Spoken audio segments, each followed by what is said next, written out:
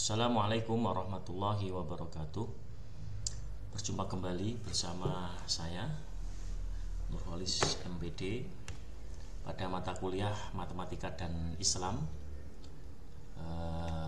yang diajarkan pada Fakultas Tarbiyah dan Ilmu Keguruan Tadris Matematika di UIN Sayyid Ali Rahmatullah Tulungagung.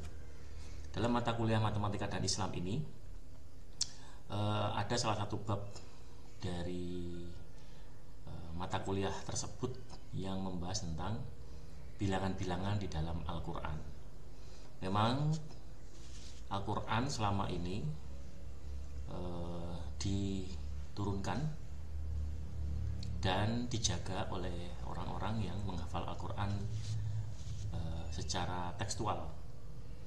Tetapi sebenarnya di dalam konsep matematik ada pengunci atau ada hal lain untuk membuktikan dan mengamankan keotentikan dari Al-Quran itu sendiri. Kalau di dalam Al-Quran ada salah satu ayat Al-Quran yang mengatakan inna nahnu nazzalna dzikra wa inna lahu lahafidun, dan kita maknai bahwa Allah menurunkan Al-Quran itu, Al-Dzikra itu, dan Allah lah yang akan menjaganya. Salah satu penjaga Al-Quran itu adalah banyaknya orang-orang yang menghafal Al-Quran tekstualnya, teksnya. Secara teks banyak sekali orang yang hafal terhadap Al-Quran, baik panjang pendeknya, makhorijul hurufnya, tajwidnya, dan lain sebagainya, dan lain sebagainya. Bahkan juga berkaitan dengan asbabun nuzulnya. Namun akhir-akhir ini juga ditemukan bahwa keotentikan Al-Quran itu juga bisa dibuktikan dengan angka-angka yang mungkin tersembunyi, tidak tampak secara langsung angka itu atau bilangan-bilangan itu, tetapi bilangan-bilangan itu ada di dalam ayat-ayat Al-Quran itu sendiri, di mana akhirnya adanya bilangan-bilangan di dalam Al-Quran itu membuat Al-Quran itu terjaga keasliannya. Sehingga dalam mata kuliah ini, Matematika dan Islam ini, Bapak ingin bisa mencoba untuk mengintegrasikan antara konsep-konsep matematika atau konsep-konsep bilangan di dalam matematik dengan Al-Quran sebagai kitab suci umat Islam. Berikutnya,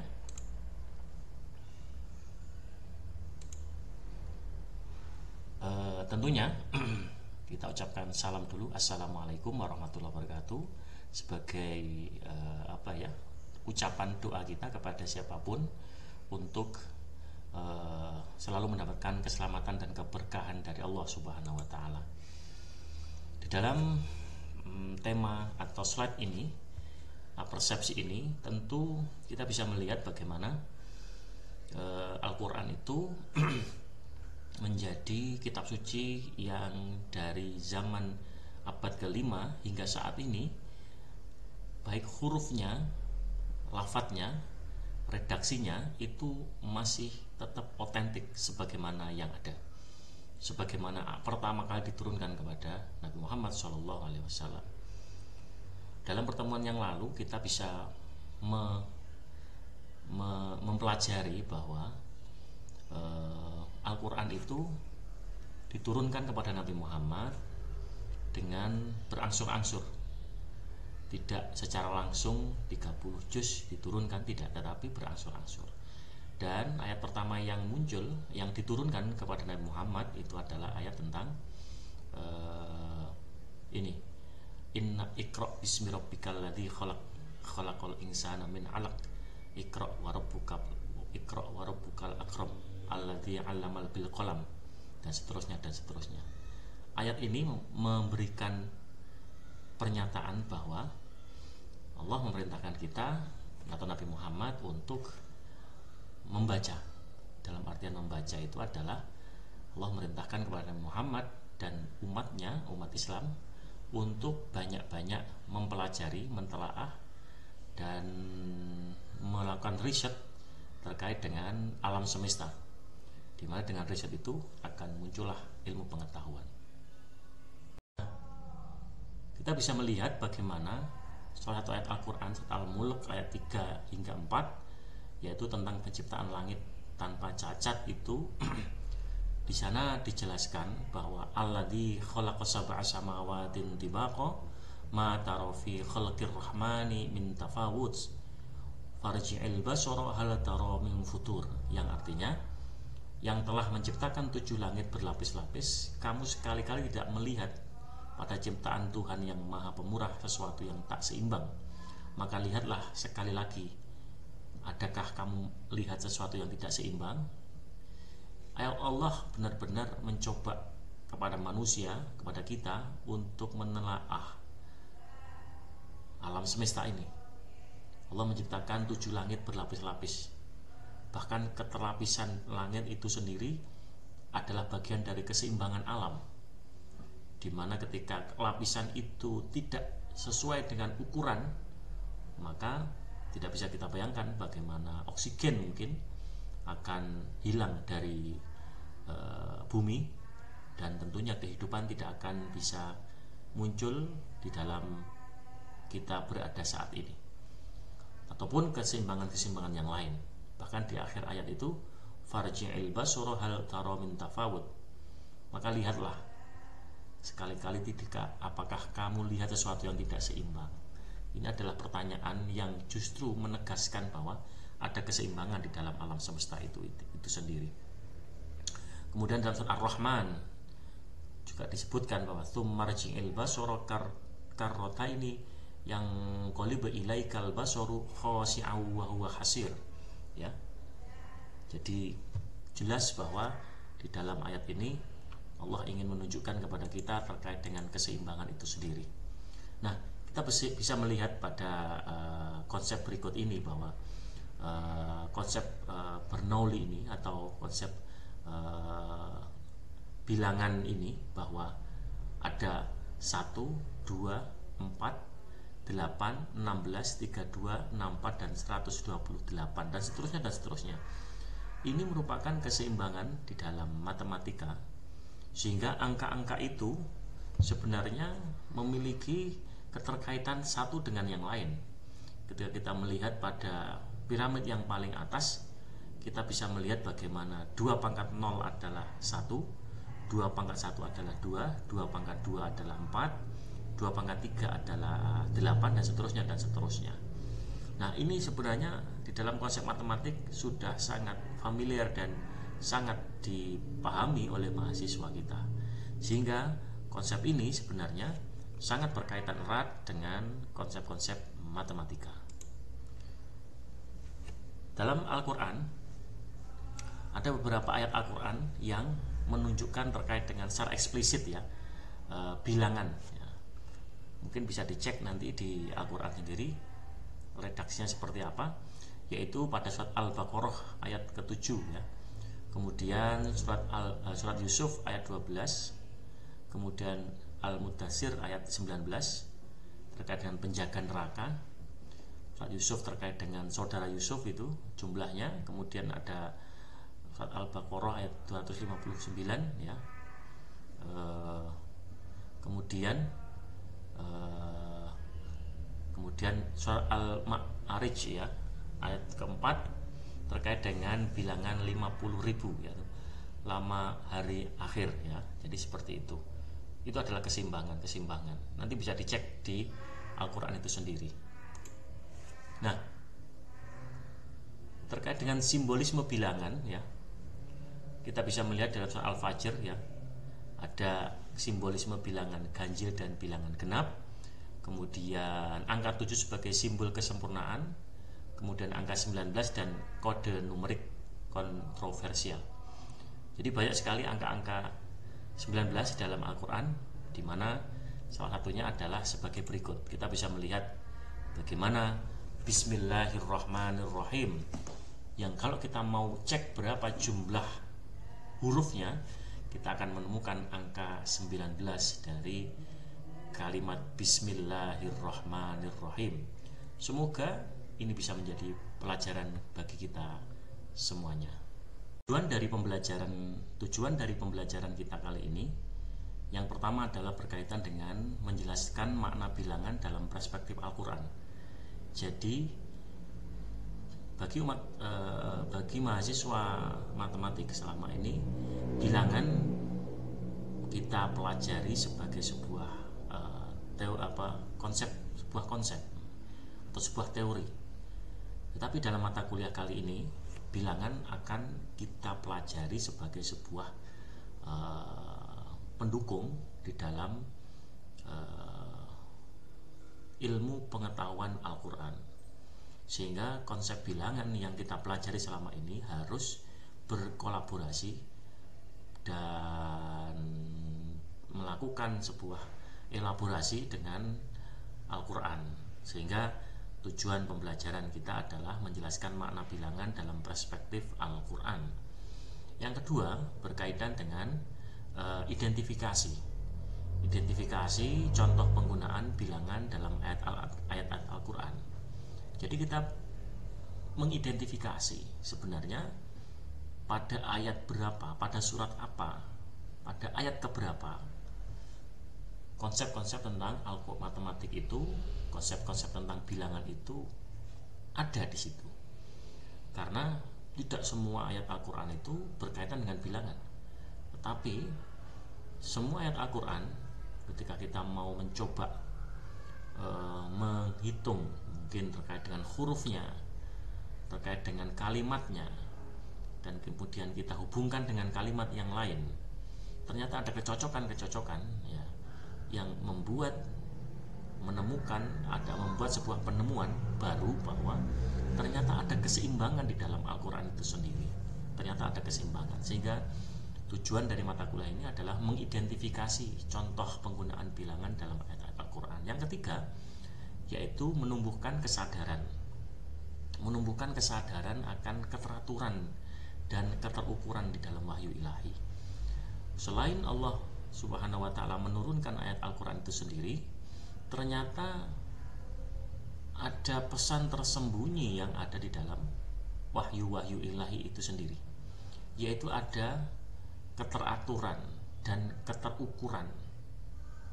Yang ini tentunya bisa kita pelajari dalam alam semesta.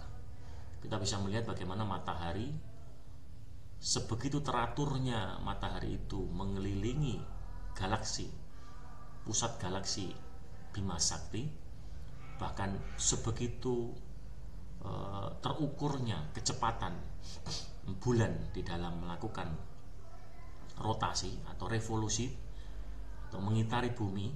Maka keterukuran itu membuat iklim atau musim dan lain sebagainya itu menjadi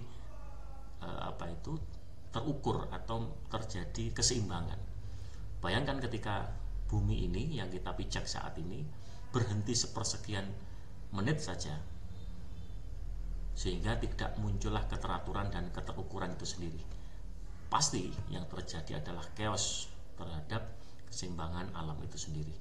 Sehingga dari tujuan pembelajaran ini kita ingin mencoba menumbuhkan kesadaran akan keteraturan dan keterukuran dalam wahyu ilahi yang terejawantakan di dalam ayat-ayat Al-Quran.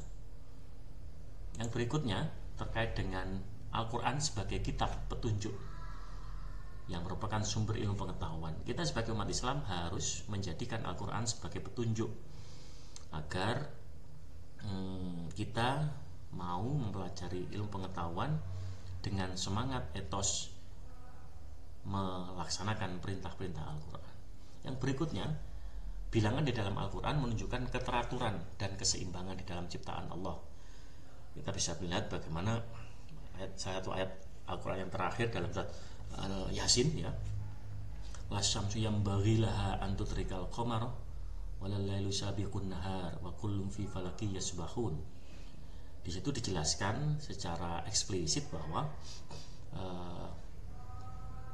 alam semesta tidak akan bertukar antara siang dan malam, sehingga bergantinya siang dan malam itu sendiri tentu diakibatkan oleh adanya revolusi dan rotasi alam semesta ini. Bagaimana kita tidak membayangkan ketika terjadi ketidakteraturan. Kemudian terkait dengan analisis matematika dalam ayat Al-Quran, kita bisa melihat kata yaum, hari, ya. Coba nanti dicek di dalam Al-Quran itu ternyata, ya, para mahasiswa, ternyata kata yaum di dalam Al-Quran itu kalau kalian coba buka sama cari kata-kata yaum itu, ternyata jumlah dari kata yaum itu ada 365 kali dibacakan atau dituliskan di dalam Al-Quran. Coba bayangkan, bukankah kita bisa mengingat bahwa ada 365 hari dalam satu tahun, ya, yang hitungannya sama dengan jumlah yaum di dalam redaksi Al-Quran. Bayangkan, satu titik ini saja. Padahal Al-Quran diturunkan secara mutawatir, secara berangsur-angsur, dan tentunya kalau manusia yang membuat, tentunya tidak mungkin, apalagi Nabi Muhammad, karena Nabi Muhammad ketika itu di dalam sejarah disebutkan bahwa beliau adalah ummi atau tidak bisa membaca. Kemudian kata-kata bulan, ya, itu jumlahnya ada 12 kali disebutkan di dalam Al-Quran. Bayangkan, kata-kata bulan itu ada 12 kali disebutkan di dalam Al-Quran.